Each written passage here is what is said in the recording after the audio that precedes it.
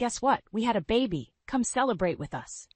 Vanessa's voice dripped with insincerity as it came through the phone, jolting me out of the quiet comfort of my living room. My fingers tightened around the phone. The audacity of this woman never ceased to amaze me. Vanessa, I said slowly, forcing a calmness into my voice that I did not feel. Congratulations. Thanks, Emily. It's going to be this Saturday. You have to come. It wouldn't be the same without you. Her cheerful tone grated against my nerves, but I wasn't about to let her see that. I'll check our calendar, I replied, non-committal. The last thing I wanted was to celebrate anything with Vanessa, but I knew avoiding her completely was impossible.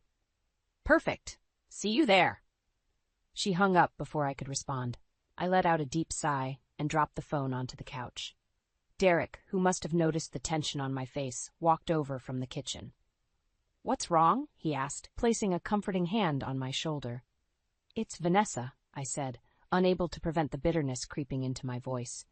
She wants us to come to a celebration for their new baby. Derek's expression darkened. She's something else, isn't she? She stole my fiancé without a second thought, and now she wants me to celebrate with her? I said, more to myself than to Derek. The past I had tried so hard to move on from reared its ugly head yet again. We don't have to go if you don't want to, Derek suggested, wrapping his arms around me. I leaned into his embrace, closing my eyes and trying to let the warmth of his touch soothe me. No, I said after a moment. We'll go. I need to show her that I've moved on, that she didn't break me. Derek kissed the top of my head. I'll be right there with you. Saturday arrived quicker than I would have liked. As we drove to Vanessa and Brian's home, memories of my past relationship with Brian flooded my mind. I pushed them aside, focusing on the present. Derek's presence beside me was an anchor. We reached the house, a picture-perfect suburban home. Vanessa had always wanted the most desirable things. Her attention to superficial details never changed. As we walked up to the front door, Vanessa was there to greet us. Emily, Derek, I am so glad you could make it. She hugged me stiffly, an overly sweet smile plastered on her face. Wouldn't miss it, I replied, my own smile not quite reaching my eyes. Brian was inside, holding the baby, a proud smile on his face. Seeing him after all this time brought back a flood of emotions, but I held my head high and walked over to him. Congratulations, Brian. Thanks, Emily. It means a lot that you're here, he said, his smile genuine. I could see a flicker of the man I used to love in his eyes, but it was quickly overshadowed by the reality of our past. Derek stayed close by, his presence a constant reassurance. Vanessa fluttered around, playing the perfect hostess, but I could sense the tension beneath her polished exterior. Near the end of the party, Vanessa cornered me in the kitchen while I was getting a drink. So how's married life treating you? She asked. Better than I could have ever imagined, I replied honestly, a genuine smile on my face this time. She studied me for a moment before speaking again. You've really moved on, haven't you? Yes, Vanessa, I said, meeting her gaze directly. I have. A shadow crossed her face, but she quickly replaced it with another fake smile. That's good to hear. Derek appeared in the doorway then, holding my coat. You ready to go, Emily? Yes, I am, I said, walking over to him and slipping my arm through his. I looked back at Vanessa one last time. Goodbye, Vanessa.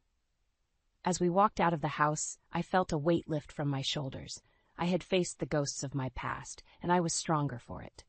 Derek squeezed my hand, a silent promise that we would face whatever came next together. Back home, the drive still lingering in my mind, Derek sat beside me, warm and silent.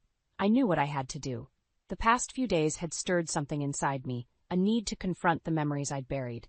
I was sitting at the dining table when it hit me, Brian's blue eyes, his light laughter, and how it all began. Just a small volunteer event downtown. Emily, he had said, extending a hand as we stood by the food stand. I'm Brian. Nice to finally meet you in person. His smile was genuine, and his eyes lit up when he saw me.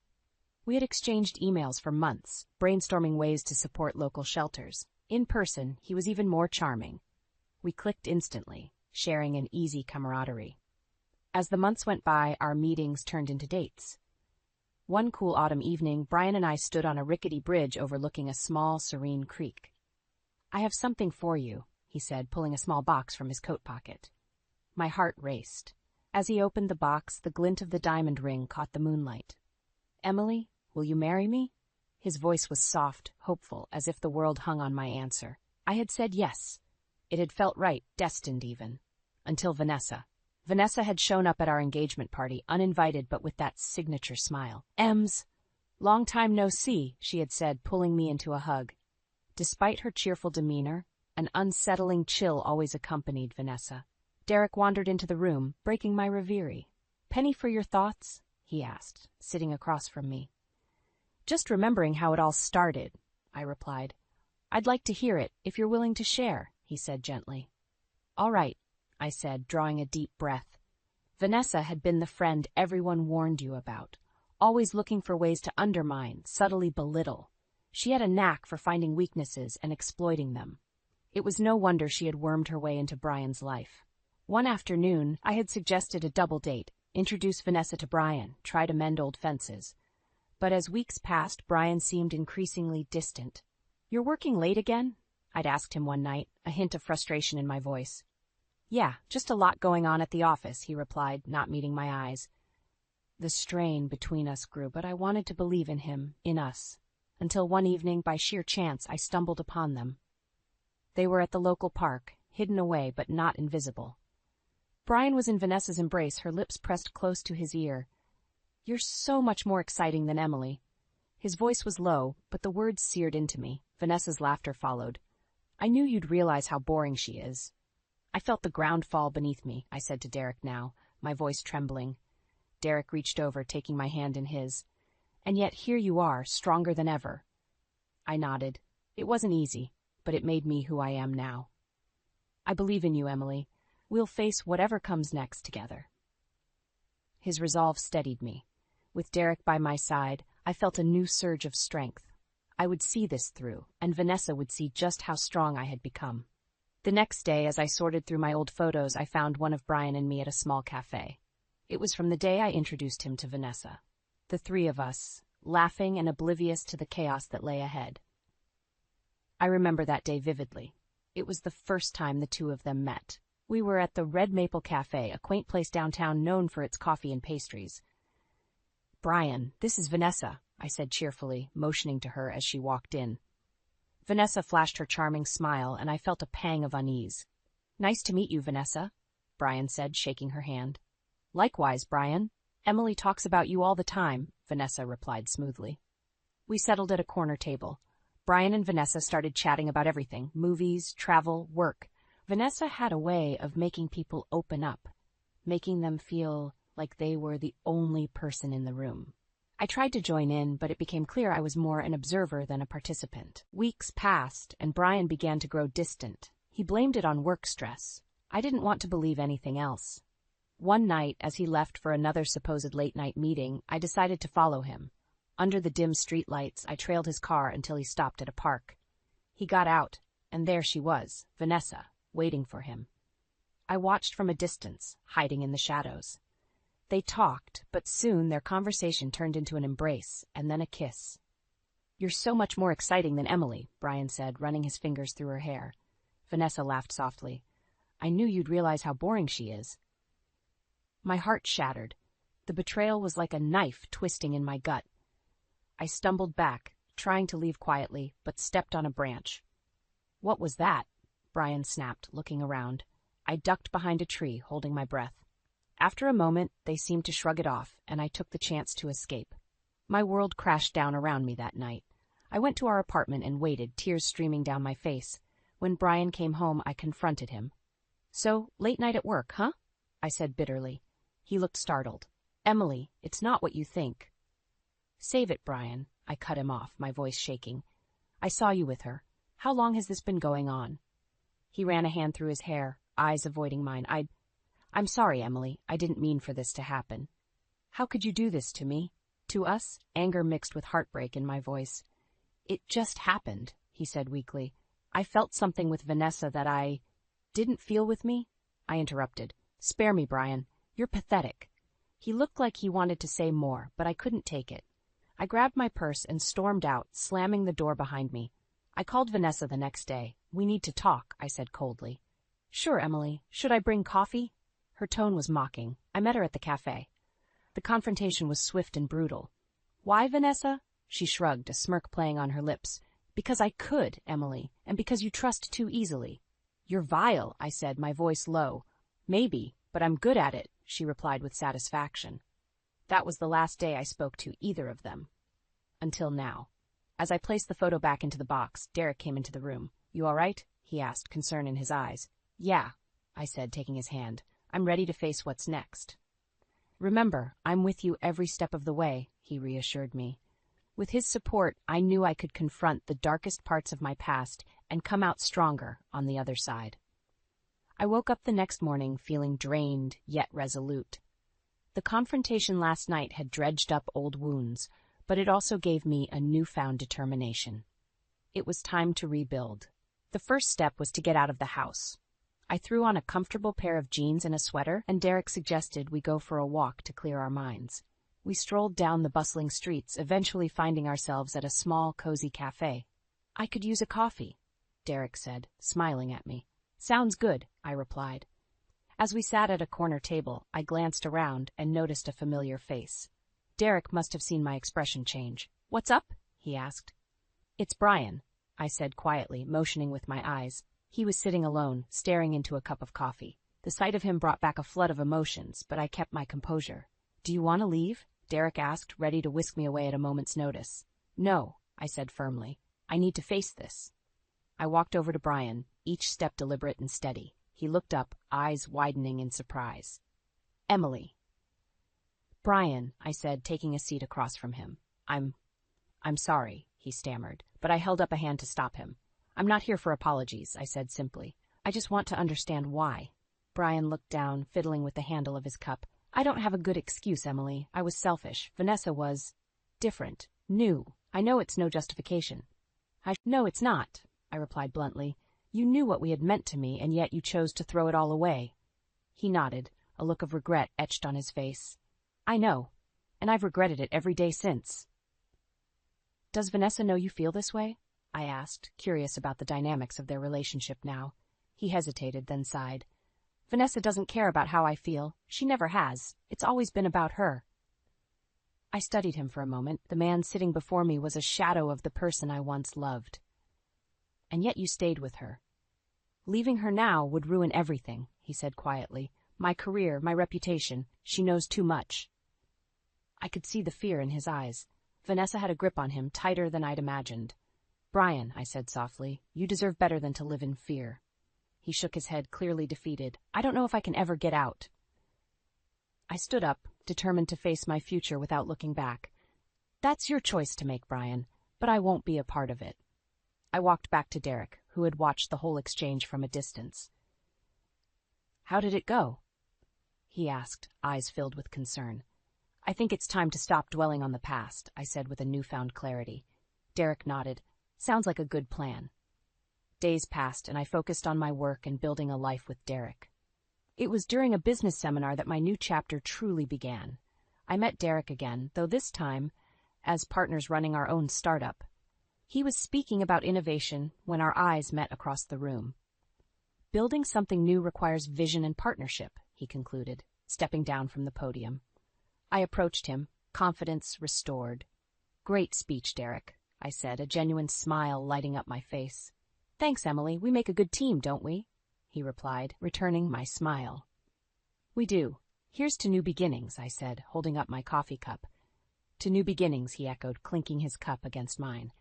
As we walked out together, I knew that whatever challenges lay ahead, Derek and I would face them hand in hand. The past had shaped me, but it wouldn't define me. I was ready for whatever came next. The call from Vanessa lingered in my mind, but I knew attending their gathering was the first step in facing my demons. Derek was supportive. Together, we'll show her you can't be broken, he said one evening as we planned our approach.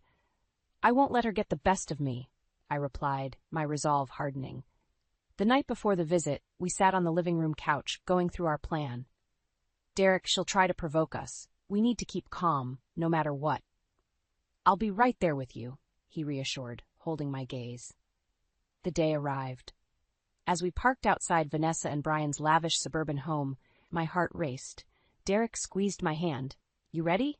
Yes, I replied, taking a deep breath before we walked to the door.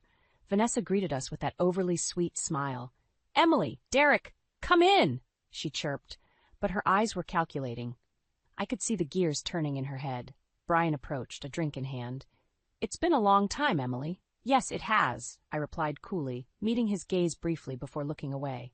The room was filled with guests, laughter, and chatter. Vanessa played the perfect hostess, but there was an edge to her actions. She fluttered between guests, but her eyes kept darting to me. Derek and I mingled, making polite conversation.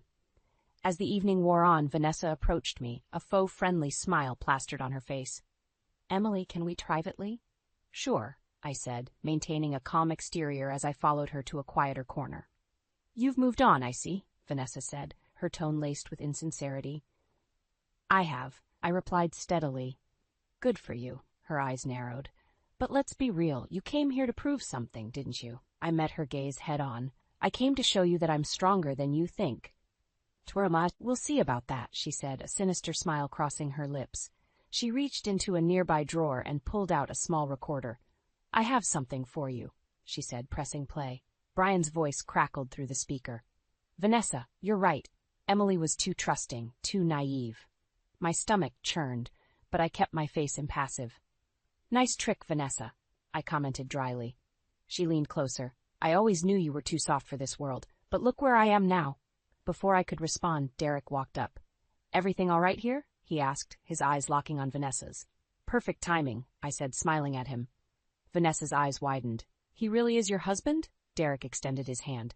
Derek, CEO of Greenleaf Inc. Nice to meet you, he said smoothly. Vanessa stumbled back, shock and realization crossing her face. Is this for real?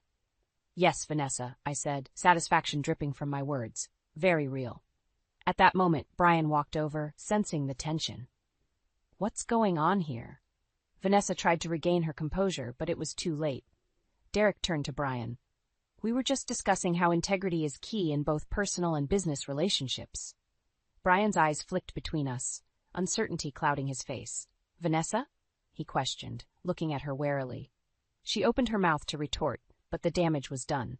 The cracks in her facade were visible. Derek placed a protective arm around me. Let's get going, Emily. Yes, let's, I agreed. We walked out, leaving Vanessa and Brian to deal with the aftermath of their duplicity. In the car, Derek leaned over and kissed my forehead. You did great, Emily. Thanks, I said, feeling the weight lift off my shoulders. I think I finally got my closure. With each mile back home, the past drifted further behind us. What lay ahead was a future built on honesty, love, and mutual respect. A future Vanessa could only dream of. The following weekend, it was time to put our plan into action. Derek and I arrived separately. Derek would come a bit later, just as we had rehearsed. I walked up to Vanessa's door, confidence radiating from my every step. She answered with that same disingenuous smile. Emily, alone again? She smirked. I wouldn't be so sure, I replied coolly, stepping inside. The house was filled with the usual gathering of their friends. Vanessa led me to the living room, where Brian was talking with some guests. He looked up, surprise crossing his face. Emily, good to see you again, he said, though his voice lacked enthusiasm. Brian, I nodded. Vanessa's eyes darted between us, calculating. So, she began, addressing the room, we have a guest tonight. Emily, why don't you say a few words? The room quieted, all eyes on me. I felt a surge of determination. Thank you, Vanessa. It's nice to be here among friends, I started, my voice steady. It's funny how life changes, how people and relationships evolve. Brian shifted uncomfortably. Vanessa's smile was tighter. Oh, we all know about evolving relationships, don't we? She said sweetly. I continued, unapologetic. I met Derek a few years ago at a business seminar. He's been my rock ever since. And though we started from scratch, we've come a long way. Vanessa's eyes narrowed, but she said nothing. The doorbell rang, a perfectly timed interruption. Derek walked in, immediately drawing the room's attention. Apologies, traffic was horrendous, he said, making his way to my side. Derek, CEO of Greenleaf Inc. Nice to finally meet everyone, he added, shaking hands with a few guests. Vanessa's eyes widened in recognition, but she quickly composed herself. Looks like you weren't lying, Emily, she chuckled, although her eyes betrayed her. The evening continued, and it wasn't long before Vanessa beckoned me to follow her into the study. I glanced at Derek, who nodded slightly. It was time. "Emily, let's have a private chat," she suggested, a hint of malice in her tone. I followed her, entering the cluttered room filled with awards and framed photos. Vanessa shut the door behind us. "So enjoy playing house with your rich husband?" she sneered. "You seem awfully interested in my life, Vanessa," I replied calmly. "Maybe a bit too interested." She walked to a drawer, pulling out the same recorder. "Remember this?" she asked, pressing play, but there was nothing. Her face paled. "What did you do?" "The real question is, what have you done, Vanessa?" I said. Just then, Derek walked in. "Sorry to intrude, but I couldn't help overhearing," he said, stepping beside me. "Vanessa, how many secrets do you have stuffed away in that drawer?" Her face contorted with rage. "You think you can waltz in and disrupt my life?" Derek remained calm. "Your life was built on lies. Time for them to come crashing down." He pulled out his phone, playing a recording where Vanessa was heard whispering multiple indiscretions to different men. It was all laid bare. Vanessa's facade crumbled. "You're destroying me," she hissed. "No, Vanessa, you did that to yourself," I replied, the weight of past betrayals lifting. Brian burst into the room, hearing the tail end of our confrontation. "What is going on?" he demanded. Derek turned to him. "Your wife's been deceiving you far more than you know, Brian." Brian looked at Vanessa, realization and hurt crossing his face. "Is it true?" he asked, voice breaking. Vanessa whimpered, tears streaming down her face. "Brian, I can explain." "Don't. I've heard enough," he interrupted, storming out. Derek took my hand, guiding me out of the study. The guests stood in awkward silence as we made our exit. Outside, Derek turned to me, his eyes full of pride. "You did it, Emily. You faced her." I smiled, a sense of liberation washing over me. We did it together. As we drove away, I couldn't help but feel a tremendous sense of closure. Vanessa's true nature had been exposed, and I was free, ready to embrace the future with Derek, leaving the past well and truly behind. As we left Vanessa's house, the satisfaction of exposing her deceit filled me with a sense of relief. Derek drove us home in silence, his hand firmly holding mine. The weight of the past few months was slowly lifting. The next morning, I received a call from an unknown number. "Emily, it's Brian," the voice on the other end said, sounding defeated. "What do you want, Brian?" I asked, trying to keep my tone neutral. I needed to talk." "Can we meet?" he asked, desperation evident in his voice. "All right, the Red Maple Cafe in an hour," I replied before hanging up. When I arrived, Brian was already seated, looking disheveled and worn out. I sat down across from him. "So what's this about?" I asked. "Vanessa and I had a massive fight last night after you left. She's been lying to me about so many things, affairs, money, everything," he said, rubbing his temples. "She's never been honest, Brian. You chose to ignore the signs," I stated simply. "I know," he admitted, tears welling up in his eyes. "I don't know what to do, Emily. My life is falling apart." I looked at him, feeling a mix of pity and frustration. "Brian, the truth is, you let this happen. Vanessa manipulated you because you allowed her. Now you have to decide if you want to change things." He nodded, taking in my words. "I've been such a fool." "Yes," I agreed, "but it's not too late to start over. You need to find your own path, away from Vanessa." Brian took a deep breath. "You're right. I'm filing for divorce. I need to rediscover who I am without her." "Good luck, Brian," I said sincerely, standing up to leave. As I walked out of the cafe, I felt a sense of closure with Brian. It was time to focus on myself and my future with Derek. Later that evening, Derek and I were sitting in our living rooms working on some documents for our company. The atmosphere was peaceful, a sharp contrast to the chaos we'd recently faced. "Emily, I got an email from our biggest investor. They want to meet us to discuss expanding our project," Derek said, excitement in his voice. "That's amazing news," I replied, sharing his enthusiasm. "We've come so far together," Derek said, taking my hand. "I couldn't have done it without you." "And I couldn't have faced my past without you," I replied, squeezing his hand. The following week, Vanessa's dirty laundry was aired publicly. Social media and local news buzzed with details of her multiple affairs and financial misdeeds. Her world was crumbling. Brian called again, this time to thank me. "Emily, I've started the divorce process," he said. "I owe it to myself to be better." "I'm glad to hear that, Brian. Take care of yourself," I replied, genuinely wishing him well. Vanessa, on the other hand, tried to salvage her ruined reputation. She called me, but I ignored it. Derek and I had more important things to focus on, our future. One evening, as Derek and I walked through a park hand in hand, he stopped and looked at me. "Emily, this is just the beginning for us. I can't wait to see what we'll achieve together." I smiled, feeling a deep sense of contentment. Together, we're unstoppable. As we embraced, the weight of the past finally lifted from my shoulders. The journey had been long and painful, but it had forged something unbreakable between Derek and me. Returning home, we celebrated the victory of stepping into a new chapter of our lives. Our company was gaining momentum, and our relationship was stronger than ever. Derek raised a toast. "To new beginnings," he said, his eyes full of promise. "To love and resilience," I added, clinking my glass against his.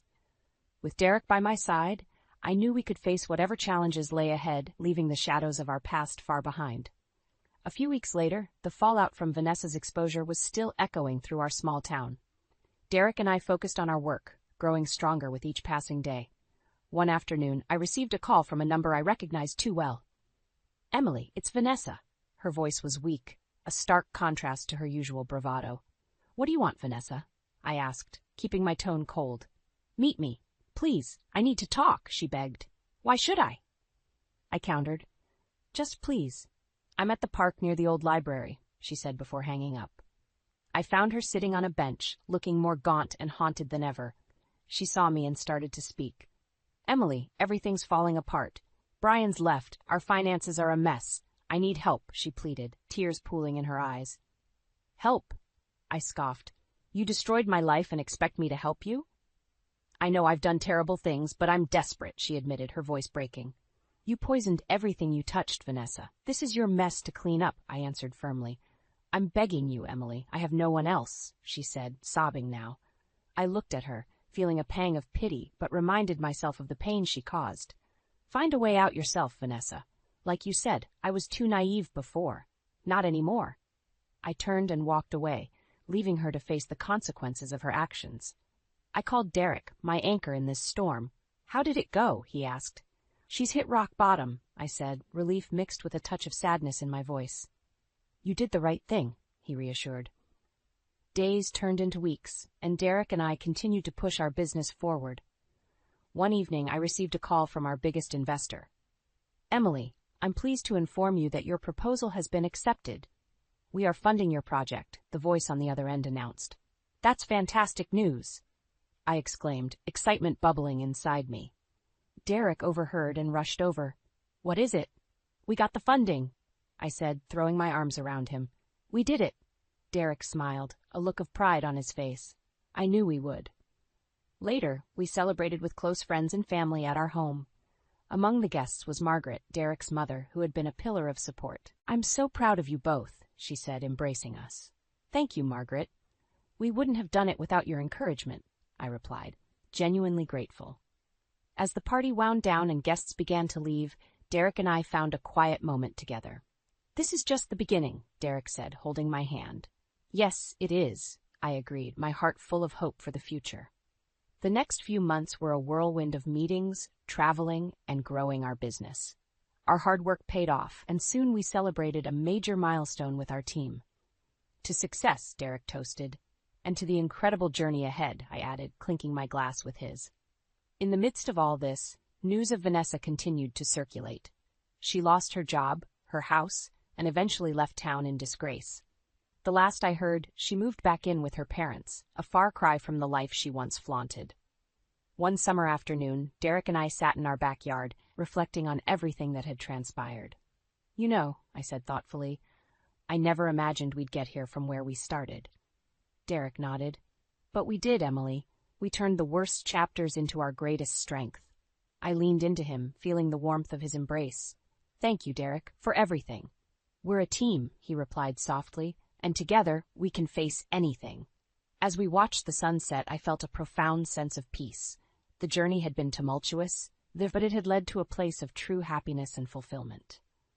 Derek and I were ready for all the new adventures life had in store for us, with the past firmly behind us. Together, we had redefined our path, turning pain into purpose and building a future grounded in mutual respect and love. And that, I realized, was the sweetest revenge of all. Leah, we need to go, now. Alex stood by the door, one shoe on, one shoe off. His phone buzzed on the counter, a jittery reminder of his mother's panicked voice moments earlier. Did she say what happened?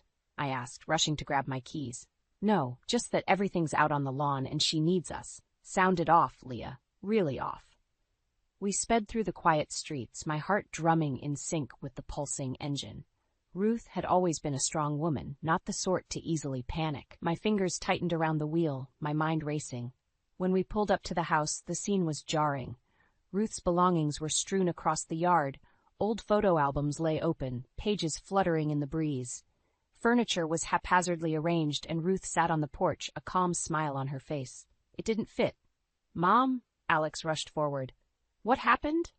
Are you okay? Ruth looked up, her eyes twinkling with something I couldn't quite place. They think they've outsmarted me. Little do they know, their game has just begun. Alex and I exchanged a worried glance. What do you mean? Who did this? Ruth patted the space beside her, inviting us to sit. Sebastian and Trina. They want control, but I'm not so easily fooled. The weight of her words hung in the air. We had known Sebastian and Trina were ambitious, but this was beyond anything we imagined. Leah, they left her here, just abandoned her. Alex's voice cracked with frustration. Mom, you need to come with us. It's wrong. We can't just leave you here. Ruth nodded, standing up with a grace that belied her age. Let's gather what we can. The rest can wait. As we packed up Ruth's life, she seemed oddly composed. Alex kept shaking his head, eyes clouded with confusion. I couldn't shake the feeling that there was more to the story. Ruth's cryptic comment about the game had unsettled me deeply. Back at our place, we settled Ruth into the guest room. Alex and I sat in the kitchen, the silence stretching between us. Finally, he broke it. She said, "Their game has just begun, Leah." What does she mean? I shrugged, feeling the same unease. I don't know, but we need to find out. Ruth's presence changed the dynamic of our home completely. She acted as though nothing unusual had happened, her demeanor eerily serene. Over dinner, she was her usual bright self, discussing mundane things like the weather and neighborhood gossip. It was only later, as I watched her from the doorway of her room, that I caught a fleeting glimpse of something cold and calculating in her eyes. It disappeared almost as soon as it appeared. The next morning, Alex and I sat sipping coffee, our thoughts clearly on the same track. We need to talk to Sebastian and Trina, I suggested. Agreed, but let's do it carefully. They won't confess easily. Leah, I just want a family that's close. I thought moving back here would bring us together. His voice was laced with disappointment. I reached out, giving his hand a reassuring squeeze. We'll figure this out. We will. Days turned into a blur of whispered conversations and silent tensions. Alex set up a meeting with Sebastian. Meanwhile, Ruth continued her cryptic hints, always stopping just short of revealing her full hand. One night, as I walked past Ruth's room, I heard her murmur, "The pawns are in place." Yet my blood ran cold. Something serious was unfolding, and we were right in the middle of it. As we prepared to face Sebastian, a mixture of dread and determination settled in my chest. This wasn't just about Ruth anymore. It was about uncovering the truth, protecting our family, and maybe playing a game we hadn't known we'd entered. And I was ready to win. Sitting across from Sebastian was like confronting a glacier, cold and immovable. His eyes darted between Alex and me, a smirk playing on his lips. Trina sat beside him, flipping through her phone, acting disinterested. "So what's this about, little brother?" Sebastian finally asked, that smug grin not leaving his face. Alex clenched his fists under the table. "Mom's things were thrown out. She was scared and confused. We want to know why." Sebastian raised an eyebrow, leaning back in his chair. "Mom's condition is worsening. It's better for her to be with someone who can provide constant care." "And that someone is you?" Alex's voice dripped with sarcasm. Trina finally looked up, her expression bored. "She needs stability, Alex. Your job keeps you busy. We can provide what she needs." I felt my anger rising. Abandoning her on the porch doesn't sound like providing care. Sebastian shrugged. "She was being difficult. We had to make a point." Alex's face turned red. "A point? She's your mother." Sebastian's smirk faded, replaced by a cold glare. "Don't lecture me, Alex. I'm handling it." The tension in the room was suffocating. I realized we wouldn't get any honest answers here. Alex stood up abruptly, and I followed. "This isn't over, Sebastian," Alex said. Sebastian's eyes narrowed. "Make sure it's not. You wouldn't want to test me." As we left, I couldn't shake the feeling that Sebastian and Trina were hiding something far more sinister. They had no intention of letting Ruth regain control over her life. When we got home, Ruth was knitting in the living room, calm as ever. She glanced up at us. "How did it go?" she asked with a knowing smile. "Not well," Alex replied, dropping onto the couch. "Did you expect anything different?" Ruth's tone was light, but her eyes were sharp. We stayed silent for a moment before Ruth spoke again. "It's time you knew what Sebastian and Trina are really after." She motioned for us to sit. We listened as she began to unravel the tangled web of manipulation. Sebastian and Trina had been planning this for a long time. Ruth's assets, her will, everything was part of their strategy to secure control. "They think I'm losing my mind," Ruth said with a hint of amusement. "But I've been keeping tabs on them." "They've underestimated you," I said, admiration creeping into my voice. Ruth nodded. "Their greed will be their undoing." That night, Alex and I lay in bed, staring at the ceiling. "We need a plan," he said quietly. I turned to him. "We need to protect her and expose them." In the following days, we set our plan into motion. Ruth handed over documents, receipts, anything that tracked Sebastian and Trina's moves. Every revelation fueled our resolve. One evening, our doorbell rang. It was Trina, holding a box of Ruth's things. "Mom left these at the house," she said sweetly. "She's not your responsibility anymore," Alex snapped. Trina's eyes glinted. "We'll see about that." As she left, I exchanged a look with Alex. The battle lines were drawn. Their game was cruel, but we were ready to fight back. Ruth's quiet strength bolstered our determination. We'd protect her from this twisted game and bring Sebastian and Trina's plans crashing down. The stakes were high, but like Ruth said, it was they who had miscalculated. Every weekend, Alex and I visited Ruth at Sebastian's house. Each time, the hostility from Sebastian and Trina was palpable. One Saturday, we found Ruth alone in the living room, gazing absently out the window. "Hi, Mom," Alex said gently. She turned, smiling. "Hello, dear. Leah." Sebastian entered, his face darkening at our presence. "You're early." "We wanted to spend some time with Mom," I said, matching his cold stare. "Don't mind us," Alex added. "We'll just be a while." Sebastian scoffed. "Make it quick. Trina and I have plans." We exchanged a look with Ruth, her eyes calm but aware. We sat and chatted, trying to ignore Sebastian's hovering presence. After a while, Ruth's gaze drifted to her eldest son. "Sebastian, why don't you join us?" His sneer was immediate. "Pardon? I have better things to do than listen to family trivia." "Like plotting against Mom?" Alex shot back. Sebastian's eyes narrowed. "Careful, Alex." Ruth's hand on Alex's arm was the only thing that kept him from saying more. "Let's not quarrel," she said softly. He bit his lip, but stayed silent. Ruth turned to me, her eyes asking 1,000 questions. I forced a smile. "It's just frustrating seeing how you're treated."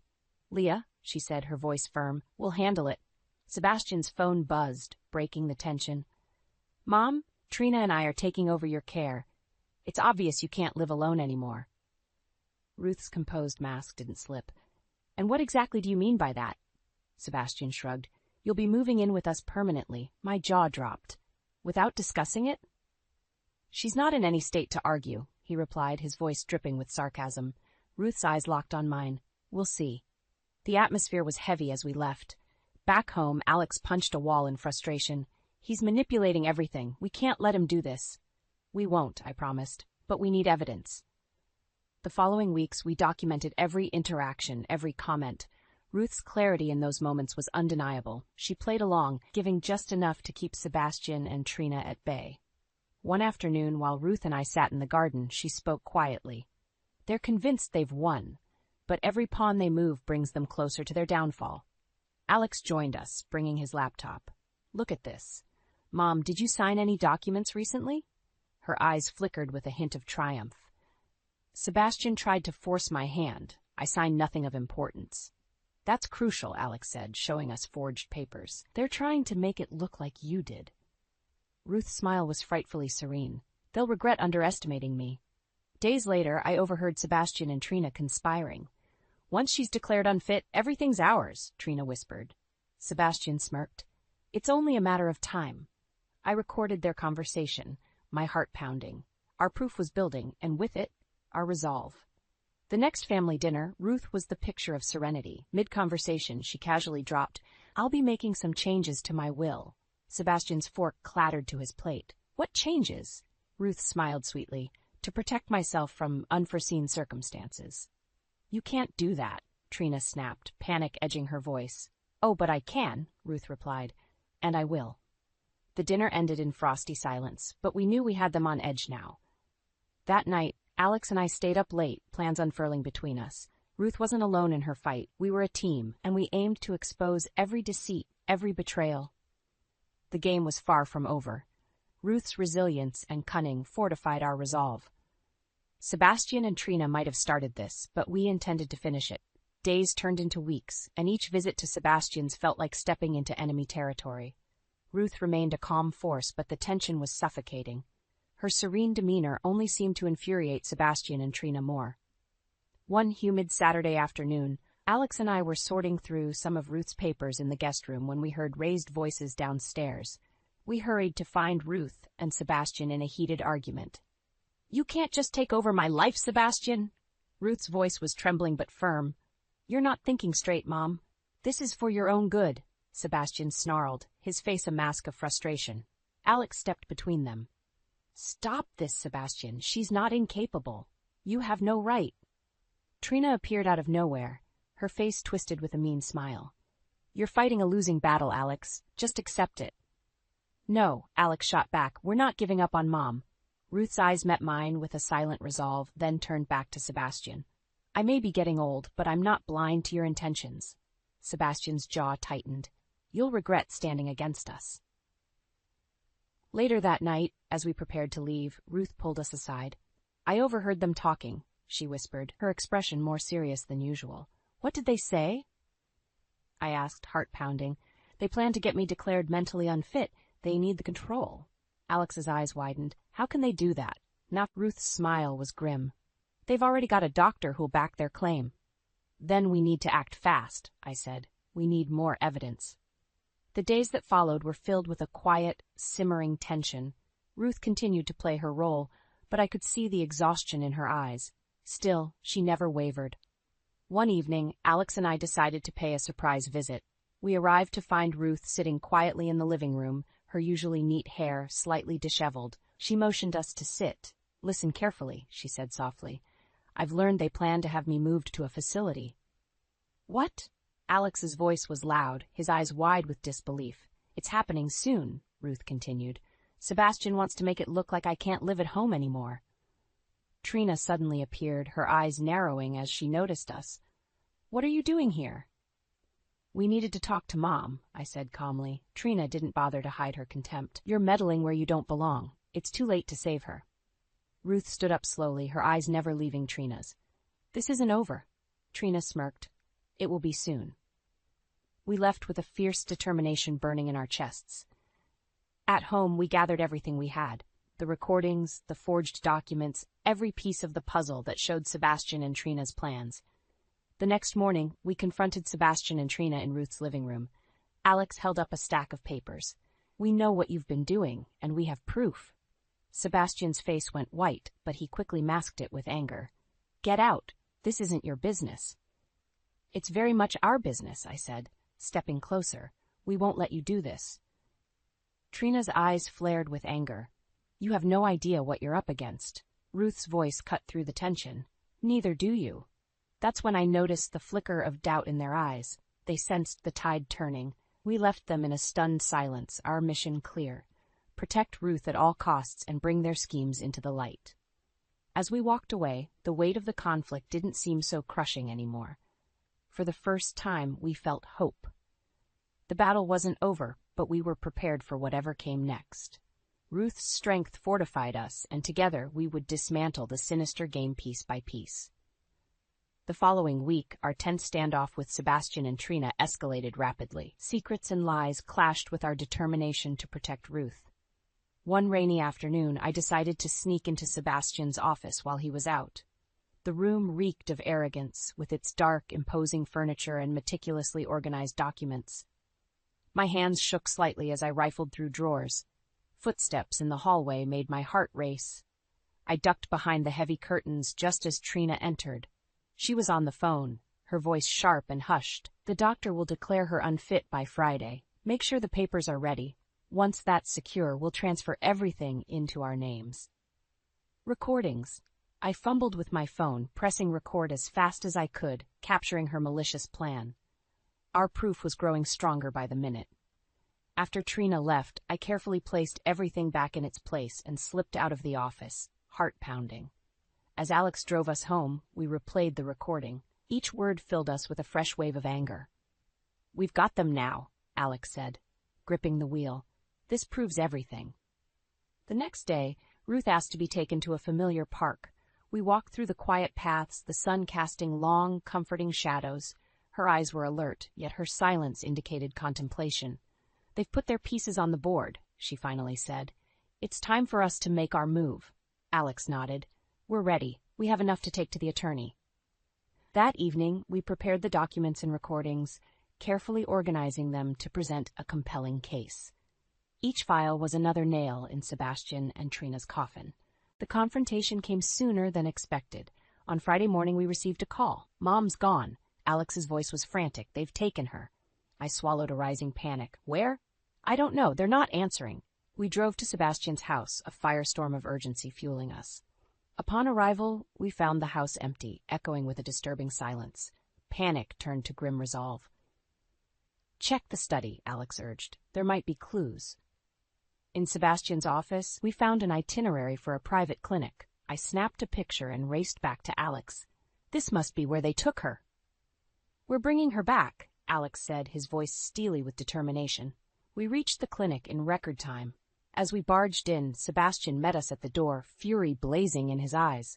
"You're not supposed to be here, and you're not supposed to kidnap our mother," Alex shouted. Trina stood beside him, smug and defiant. "We have every right. She's unfit."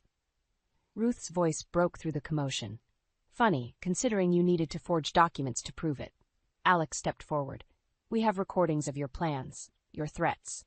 It's over, Sebastian." Sebastian's expression flickered with doubt, but quickly hardened into a sneer. "You have nothing." "We'll see about that," Alex replied, holding up his phone. "We're taking this to the authorities."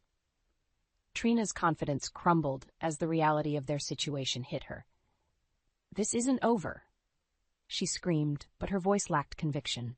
We escorted Ruth out, her demeanor calm, but her eyes blazing with triumph. On the drive home, she said, "They underestimated us." "That was their first mistake," I replied, glancing at Alex, who squeezed my hand. At home, we sat around the dining table, a quiet victory settling over us. Ruth's strength had been our guide, her resilience our beacon.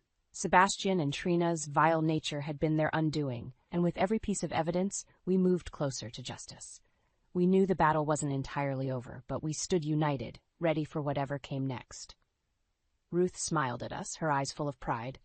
They thought they outsmarted us, but they were playing my game all along. And in that moment, I felt it in my bones. This family was stronger than their deceit, and together we would ensure that justice was served. The following Monday, we gathered our evidence and headed to our attorney's office. The weight of everything we'd collected bore down on us, but Ruth's presence steeled our resolve. Mr. Harris, our attorney, scanned through the documents and recordings with growing astonishment. "This is damning evidence," he said finally. "It's more than enough to take to the authorities." Ruth nodded firmly. "It's time we put an end to their schemes." We left Mr. Harris's office with a sense of guarded triumph. Now the battle was in the hands of the legal system. Our job wasn't finished, but we had struck a decisive blow. Back at home, Ruth shared a quiet moment with Alex and me. "Thank you for standing by me," she said softly. "This wouldn't have been possible without you." "We're a family," Alex replied. "That's what we do." A week later, the police arrived at Sebastian's house. We watched from a distance as officers escorted him and Trina into custody. The sight was surreal, the culmination of all our efforts, finally taking tangible form.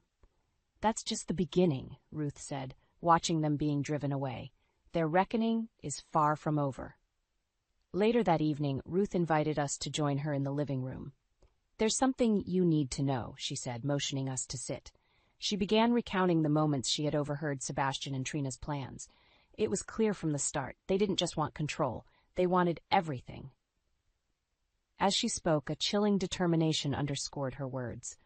I decided to pretend, to play into their perceptions. Being underestimated gave me the upper hand. You were brilliant, Mom, Alex said, admiration evident in his voice. Thank you, she replied. But the fight's not over yet. We have to see this through. The true extent of Ruth's cunning became clear when she revealed her final move. I moved my assets into a trust managed by Leah before their plans could take hold. My breath caught. You trusted me with everything? Ruth's eyes softened. You've always had a good heart, Leah. I knew you would protect my legacy. The next few days were a whirlwind. The scandal of Sebastian and Trina's arrest reverberated through the community, disgracing them publicly. Every news outlet carried the story of their attempt to manipulate and defraud their own mother. One evening, a knock at the door revealed an officer with more news. Sebastian and Trina are being charged with elder abuse and fraud. Their trial is set for next month. Alex and I shared a look of relief. Finally, justice was within reach. Ruth's eyes sparkled with a renewed vigor. We'll be there to see it happen. The weeks leading up to the trial were tense, but Ruth's strength anchored us. She remained steadfast, her resolve unwavering. And when the day of the trial arrived, we walked into the courtroom as a united front. Sebastian and Trina looked defeated, far removed from their former arrogance. The evidence we provided painted a damning picture, and their defense crumbled under the weight of their deceit. Ruth took the stand, her testimony a powerful testament to her resilience. I am not a pawn in their game. I am my own person, and I will not be controlled. The verdict was clear and just, guilty on all counts. Outside the courthouse, the reality of our victory settled in. Ruth turned to us, her eyes filled with gratitude. We did it. No, Mom, Alex corrected gently. You did it. We just followed your lead. Ruth's smile was a beacon of the strength and love that had carried us through. This family is stronger together. They underestimated that, and it was their downfall. As we drove home, a sense of closure enveloped us. Ruth's cleverness and our unity had triumphed over deceit and greed. The battle had been long and arduous, but we emerged stronger, bound by the love and determination that made us a family. After the trial, a tense quiet settled over our lives. But beneath the calm surface, we knew the battle wasn't truly over. Sebastian and Trina might be facing jail time, but there were still loose ends to tie up. One evening, Ruth gathered us in the living room. There's something more you need to know, she said. Her eyes twinkled with a mischievous glint I hadn't seen before. What is it, Mom? Alex asked, curiosity piqued. Ruth looked at us with a sly smile. I've been planning one last move. Sebastian and Trina think they've hit rock bottom, but they haven't seen anything yet. I blinked in surprise. What do you mean? Ruth leaned back in her chair, her demeanor confident. Their house, their cars, everything they've accumulated using my money, I've already started the process to have it all seized. They'll have nothing left, Alex said, understanding dawning on his face. Ruth nodded. Exactly. They need to understand the full consequences of their actions. The next day, we worked with the attorneys to expedite the process. The legal wheels turned swiftly, and soon enough, the foreclosure notices were delivered. Facing both incarceration and financial ruin, Sebastian and Trina were left reeling. A week later, we visited the house one last time. The once intimidating mansion now stood eerily quiet, stripped of its former grandeur. Sebastian and Trina were there, gathering their remaining belongings. As we approached, Sebastian's face twisted with anger. You've taken everything from us. No, Ruth corrected calmly. You did that to yourselves. Trina's face was a mask of hatred. You think you've won, don't you? Yes, Ruth said simply. Not because of what I've taken, but because of what I've protected. Sebastian lunged forward, but the presence of our attorney and a couple of officers kept him at bay. This isn't over, he spat. Actually, it is, Alex said, stepping between us and Sebastian. For you, it's all over. We walked away from the scene knowing that Sebastian and Trina's downfall was complete. Ruth's resolve and our unity had ensured they could no longer harm our family. In the days that followed, the mood in our home lifted. Ruth's trust in us had brought a new level of closeness in our family dynamic. We spent more time together, enjoying the simple moments that had once seemed elusive. One sunny afternoon, we decided to have a small celebration in the backyard. As we set up the table, Ruth smiled warmly at us. "This is what family should be," she said contentedly. Alex wrapped his arm around her shoulder. "We owe it all to you, Mom. You taught us what it means to be strong." "And clever?" I added with a grin. "Thank you, both of you," Ruth said, her eyes glistening with tears of joy. "I wouldn't have come this far without you." Under the amber glow of the setting sun, we sat around the table, toasting to our shared victory and newfound peace. It felt like the dawn of a new chapter, one free from the shadows of betrayal. But as we basked in our moment of happiness, a slight worry tugged at the back of my mind. Would Sebastian and Trina truly give up? Had we really seen the last of their vile nature? Only time would tell. For now, though, we chose to live in the present, cherishing the harmony we had fought so hard to reclaim. Ruth's wisdom and courage had taught us that family wasn't just about blood. It was about standing up for each other, no matter the cost. In the end, Ruth's gambit had outsmarted the most cunning adversaries. It had shown us the true strength of our bonds and the importance of justice. And for that, we were eternally grateful. A month had passed since the trial, and life had settled into a new, comforting rhythm. Ruth now lived with us, her presence a constant source of strength and warmth. We all did our best to put the turbulent past behind us, though at times it cast long shadows over our days. One evening, as we sat around the dinner table, a knock at the door shattered our peace. Alex went to answer it, and moments later he returned with a letter in his hand, his expression unreadable. "What is it?" I asked, my pulse quickening. "It's from Sebastian," he said, handing me the envelope. A chill ran down my spine as I opened it and began to read. "Dear Alex, it seems you and your beloved Leah have won this round. Enjoy your victory while it lasts. Just remember, a cornered animal is the most dangerous. We will be back." I looked at Ruth, who sat calmly awaiting our reaction. "He's threatening us," I said, my voice barely above a whisper. Ruth sighed, her eyes reflecting a mix of annoyance and resolve. "Let them try. We're ready for whatever comes next." True to Ruth's spirit, we continued to live our lives, not allowing Sebastian's ominous message to shake us. We fortified our defenses, both legally and emotionally. Our unity was our strength, and we knew he couldn't break that. One afternoon, Alex and I found Ruth in the garden, tending to her beloved roses. "Mom," Alex said gently, "we need to talk about the future." Ruth looked up, her hands still covered in soil. "What's on your mind?" "We want to ensure that you're always protected," I explained. "Maybe we should formalize the trust and secure everything." Ruth wiped her hands on a cloth and stood up, her expression thoughtful. "You're right. It's time to take the final steps." In the days that followed, we worked with Mr. Harris to solidify Ruth's assets into an irrevocable trust. Each signature and sealed document felt like another layer of protection forming around her, around us. One evening, while we were finalizing the papers, Ruth paused, looking over the documents. "This isn't just about protecting me, you know," she said, her eyes meeting mine. "It's about protecting what's right, ensuring that deceit never wins."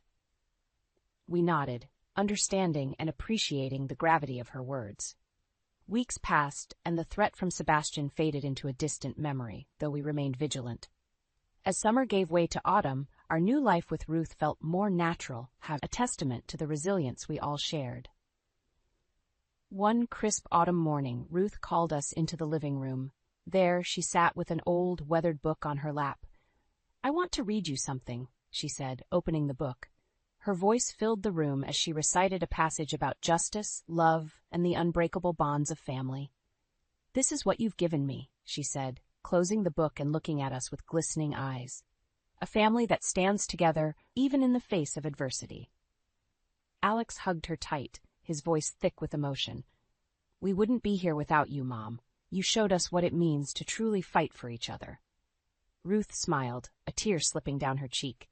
"And you showed me what it means to be truly loved and protected." As we sat there, wrapped in the warmth of each other's presence, I realized that this was the true victory. Not just outsmarting Sebastian and Trina, but becoming a family in the fullest sense. We were stronger, more united, and ready for whatever lay ahead. The echoes of past conflicts faded into the background, and we embraced the harmony we had worked so hard to achieve.